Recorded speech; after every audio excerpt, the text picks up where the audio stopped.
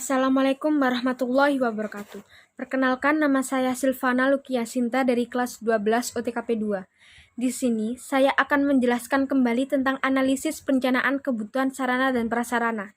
Jadi, menurut Roger A. Kaufman, seperti yang dikutip oleh Nanang Fatah, perencanaan adalah proses penentuan tujuan atau sasaran yang hendak dicapai dan menetapkan jalan dan sumber-sumber yang diperlukan untuk mencapai tujuan itu seefisien dan seefektif mungkin.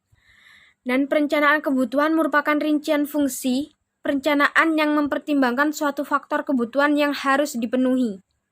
Berikut ini beberapa prosedur perencanaan kebutuhan sarana dan prasarana di kantor. A. Menganalisis kebutuhan. B.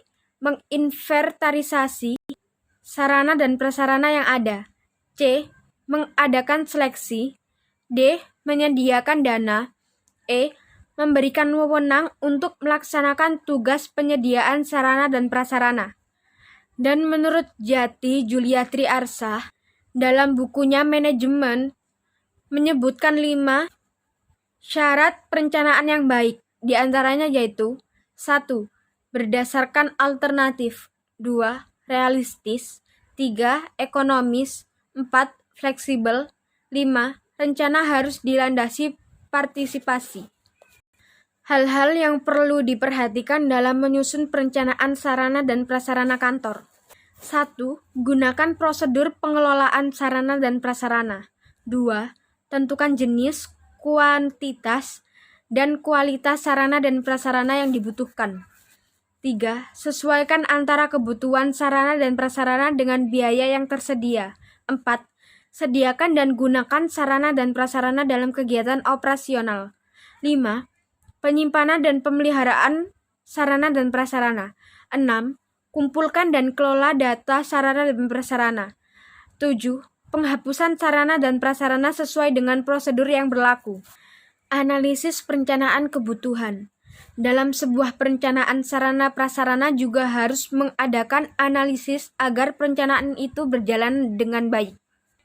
Berdasarkan pendekatan tersebut, sekolah perlu menentukan jenis, spesifikasi, dan jumlah yang dibutuhkan dengan menggunakan rumus. JKA sama dengan JAD per JAS X FGA.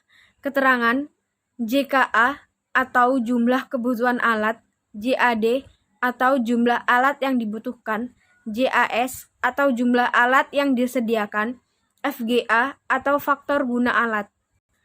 Langkah-langkah yang perlu ditempuh untuk mengusahakan standarisasi ialah 1. Klasifikasi alat-alat. 2. Spesifikasi dan perincian alat-alat. 3. Standarisasi alat-alat. Spesifikasi barang yang perlu direncanakan. A. Barang habis pakai. Kegiatan perencanaan barang habis pakai. 1. Menyusun daftar perlengkapan yang sesuai dengan kebutuhan. 2. Menyusun perkiraan biaya yang diperlukan untuk pengadaan barang. 3. Menyusun rencana pengadaan barang. B. Barang tak habis pakai. 1. Menyusun dan menganalisa keperluan perlengkapan sesuai dengan rencana kegiatan serta memperhatikan perlengkapan yang masih ada. 2. Memperkirakan biaya perlengkapan. 3. Menetapkan skala prioritas menurut dana yang tersedia. 4. Menyusun rencana pengadaan tahunan. C. Barang tidak bergerak. Tanah. 1. Perencanaan tanah sebagai berikut. A. Menyusun rencana pengadaan tanah. B. Mengadakan survei untuk menentukan lokasi tanah. C. Mengadakan survei terhadap adanya sarana jalan. D. Mengadakan survei harga di lokasi. E. Mengajukan rencana anggaran kepada satuan organisasi yang ditetapkan baik di daerah maupun pusat dengan melampirkan data yang disusun dari hasil survei. 2. Bangunan. Perencanaan bangunan meliputi A. Mengadakan survei tentang keperluan bangunan. B. Mengadakan perhitungan luas bangunan. C. Menyusun rencana anggaran biaya. D.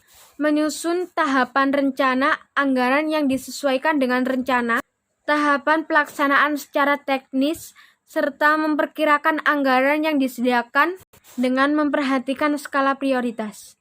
Sekian dari saya. Assalamualaikum warahmatullahi wabarakatuh.